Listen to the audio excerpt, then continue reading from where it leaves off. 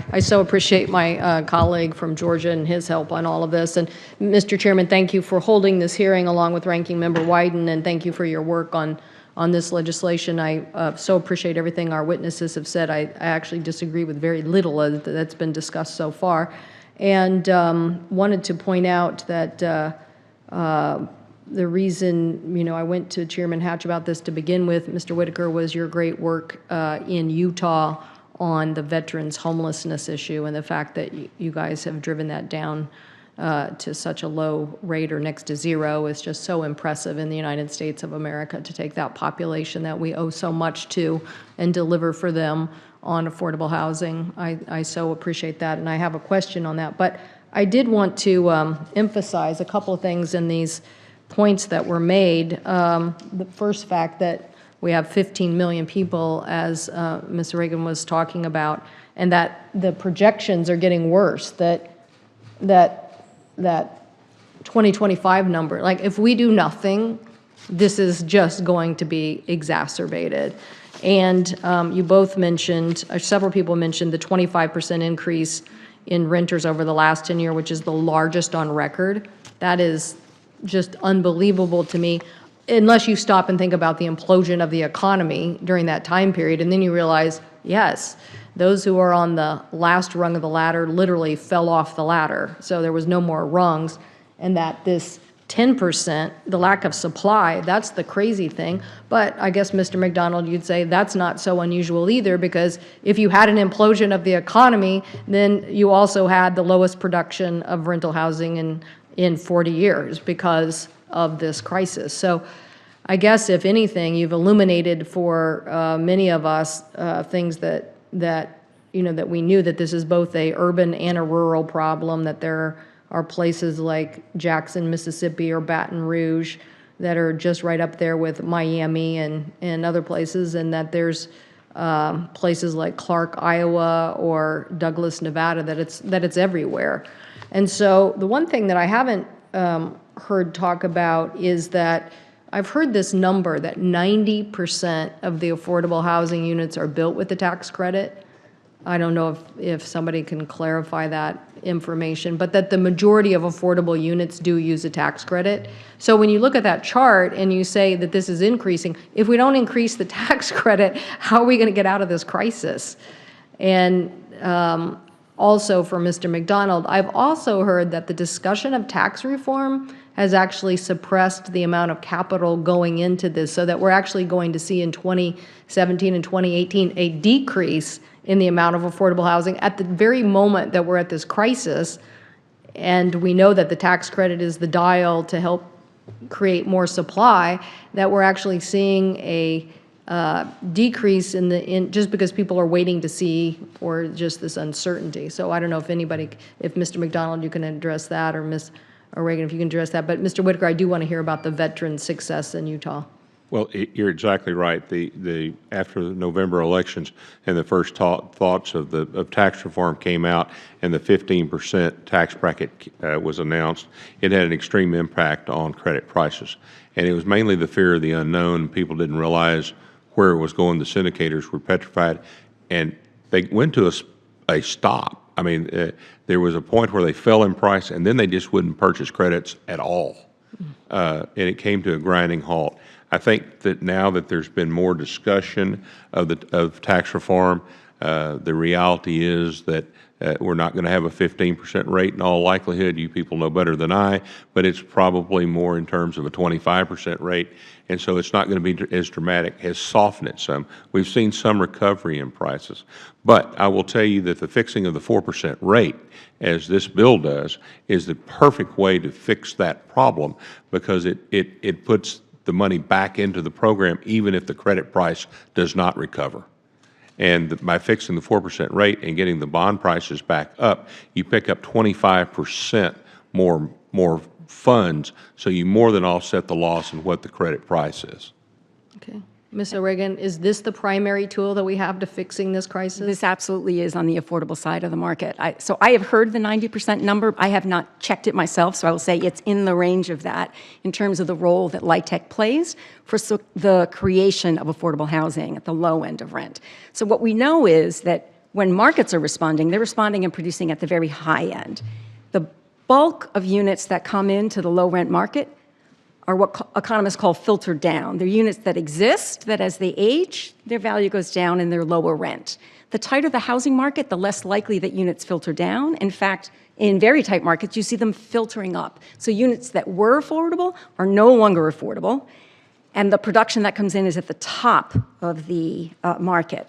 And so what you need to be doing is having a mechanism for producing along a range of price points, and it is only with these types of subsidies that you're going to relieve any of the pressure at the low end of the market. So you're saying basically the only thing we have to do is to turn this dial. If we think we're going to make We a need to dent. turn this dial, and I think a point that Professor McClure was making, and to the extent that we want the dial to go as deep as 30% of income, we want some of the other reforms that are in your proposal in 548 to be able to have a little bit of the ability to reach deeper in the income level. Well, I can't emphasize enough how this is a crisis across many parts of our country. I can tell you from Seattle to Walla Walla, the housing crisis is real. And many times it's trying to help either the senior population or the veteran population. So Mr. Whitaker, how did you address the veteran population in your state? It was in conjunction with a housing authority, Salt Lake County Housing Authority specifically, put an application into us for 9% credits, and one of the things that they proposed is that a proportion of those units be set aside for homeless. So they had they got points for that, and they have rents at levels such that people coming out of a homeless situation could afford them, or they would have set aside vouchers for them. As it turns out, this property was such a unique property because initially it wasn't even welcome in the neighborhood. And since it's been built, it's a real jewel, and it's appreciated very much. And many of the residents who are residing there are those who have been veterans who were formerly homeless. And they've got a good camaraderie going there, and also the service providers who need to be there for issues related to addictions and mental health cases and so forth. They have a single place to go that they can help a lot of people in one spot, and that's made this project in particular successful. But we have quite a number of other projects that are doing something similar. Thank you. Thank you, Mr. Chairman. I would say you're a very integral part of this committee as well. Well, that's good to know. And Utah has been a very integral leader in this issue, and so I thank them again for pioneering and piloting. I don't know all the ways in which Utah has been able to muster that, but I am admiring of it, so thank you. And I just wanted to bring up one last point and that is does doing nothing save us any money?